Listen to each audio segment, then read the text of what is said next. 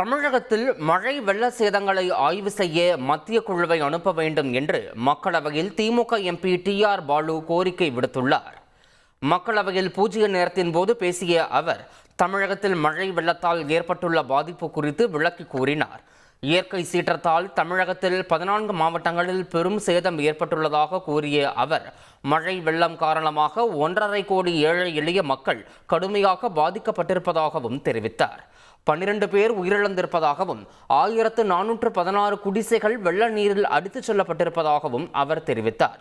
வெள்ளத்தால் 963 கால்நடைகள் உயிரிழந்து விட்டதாகவும் 9500 கிலோமீட்டர் தொலைவுக்கு சாலைகள் சேதமடைந்திருப்பதாகவும் அவர் கூறினார். எனவே இந்த பாதிப்புகள் மற்றும் சேதங்களை ஆய்வு செய்ய மத்திய குழுவை பிரதமர் மோடி உடனடியாக அனுப்ப வேண்டும் என்றும் மத்திய குழுவினர் தரும் தகவலின் அடிப்படையில் தமிழகத்திற்கு உடனடியாக நிவாரணம் வழங்க முடியும் என்றும் அவர் கோரிக்கை விடுத்தார். அவரை தொடர்ந்து பேசிய திமுக எம்பி கனிமொழியும் தமிழக முதல்வர் ஸ்டாலின் கோரிக்கை விடுத்தபடி 2000 கோடி ரூபாயை விடுவிக்க வேண்டும் எனவும் இந்த முறையாவது விரைவாக நிவாரணத் தொகையை விடுவிக்க வேண்டும் என்றும் கோரிக்கை விடுத்தார். தமிழக மழை வெள்ள பாதிப்புகள் தொடர்பாக பிரதமர் மோடியை சந்திக்க நேரம் கேட்கப்பட்டுள்ளதாக எம்பி கனிமொழி தெரிவித்தார்.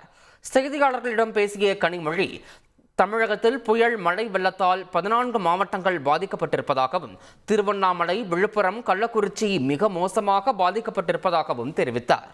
15 கோடி மக்கள் பாதிக்கப்பட்டிருப்பதாக தெரிவித்த எம்பி கனிமொழி ஆயிரக்கணக்கான ஏக்கர் பரப்பளவில் பயிர்கள் நாசமாகி இருப்பதாகவும் தெரிவித்தார்.